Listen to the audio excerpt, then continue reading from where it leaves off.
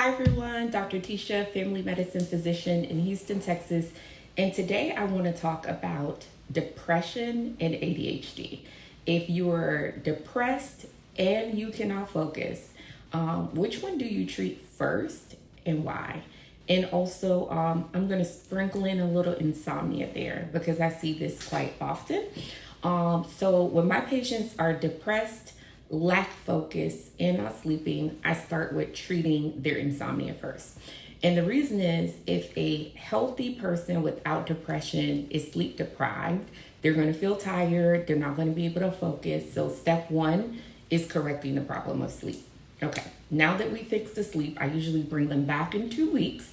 And if you're sleeping good and you're still depressed and you lack focus, I usually then treat the ADHD to see if the depression is a manifestation of you feeling like a failure because you can't do anything, you can't focus.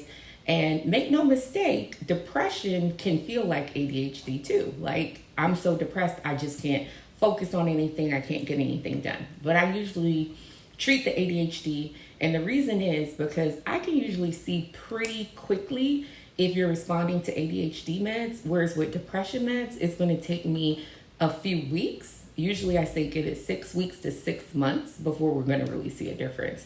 So I start with fixing the sleep, then I try to fix the focus. If you come back and you're like, this ADHD medication did not work, either we're on the wrong medicine or you don't have ADHD.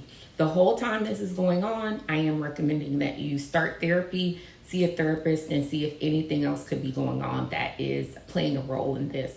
So last thing I treat is the depression. Most people that I treat with major depression have lived with it a really long time and are functionally depressed. What is functionally depressed? You wear the mask, you show up to the world like everything's okay, but deep down inside you feel really bad and you feel really sad. So usually that's my approach to depression, ADHD, and sometimes insomnia. So if you're struggling with all of these things and not sure where to start, definitely your primary care can handle all of this. But of course, if you find a great psychiatrist, they can absolutely manage this too.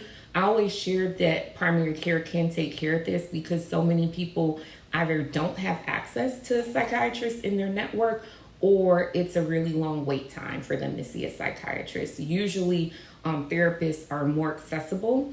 So those are my tips for the day. Let me know if you have any question in the comments and if there are any topics that you want me to tackle next. Have an amazing day.